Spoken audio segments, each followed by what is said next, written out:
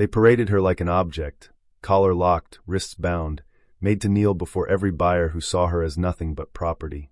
Her eyes were dull, her spirit broken, until one man stepped forward. He didn't shout. He didn't touch her. Instead, he dropped to his knees before her and looked into her eyes like she was a person. His voice shook as he whispered, "You don't bow to anyone anymore." And in that moment, everything changed. The auction hall buzzed like a nest of flies. Cold metal walls loomed high overhead, lined with buyers, some masked, some grinning, all watching. The girl knelt silently on the raised platform, her shackles rattling softly as her trembling knees touched the cold steel floor. Her skin, a pale rose gold, was marred with bruises around the wrists and a dull brand beneath her collarbone. Her thick, white hair had been tied back into a messy knot, stray strands falling around her face, framing hollow cheeks and wide, tired eyes that refused to meet anyone's gaze.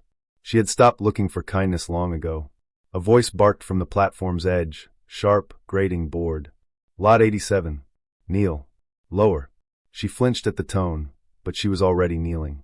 Still she obeyed. Her back bowed. Her head dropped. The thermal blanket they'd tossed on her earlier slipped from her shoulders, revealing the delicate lines of her back, thin and bruised, but still regal beneath the abuse.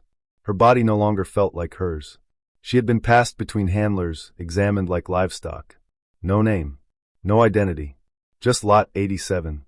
The crowd's murmurs rose again as the auctioneer pointed. Trained. Obedient. Bioluminescent traits. Genetically enhanced reflexes. Prime candidate for labor or companionship.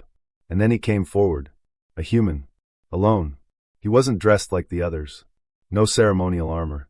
No handler's gloves. Just a worn coat, dust-streaked boots, and tired eyes that didn't shine with hunger or entitlement. She didn't lift her head. Not until he stopped walking. Not until the sound of his boots fell silent before her. "Make her stand," someone shouted from the side. "Let him see what he's bidding on." The human didn't speak. He didn't lift a hand. Instead, he dropped to one knee. Then the other. Gasps rippled through the crowd. A man on the auction floor was kneeling. For a slave? The girl blinked, unsure if her vision was betraying her. Her breath caught in her throat. She stared at him now, unable to look away. He said nothing at first. Just met her eyes as if waiting for permission. Then, softly, "You don't bow to anyone anymore." Her lips parted slightly, but no sound came. Her hands curled around her knees, fingers digging into the blanket. This wasn't part of the routine. No one told her how to react to this. No one told her it was possible. The auctioneer cleared his throat. "Sir, if you wish to examine." The human raised one hand to silence him, never breaking eye contact with her. "I'm not here to examine," he said. "I'm here to offer her a choice." The room fell into stunned silence. "A choice," the auctioneer spat. "She's not a diplomat. She's not even property yet. She's a person," the human replied quietly. "You just forgot." The girl's body shook. A tear slipped down her cheek, carving a trail through the dust on her skin. He reached up slowly, no sudden movement, just intention, and touched the shackle on her wrist. "May I?" he asked, voice low. She nodded. A fragile, fearful nod. He pulled a small device from his coat, tapped it to the shackle, and it hissed open. Then the other. Then the collar. They fell with metallic clinks to the platform. She stared down at her arms, wrists free for the first time in. She didn't know how long. The human rose slowly and extended his hand. Her shoulders trembled. Her breathing was ragged. But she reached out. Not out of obedience.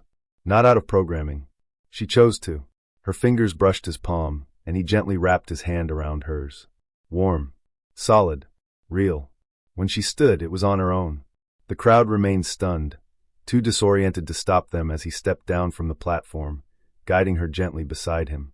Her bare feet touched the floor beyond the auction ring, and she winced, half expecting the crackle of punishment, the strike of a stun rod.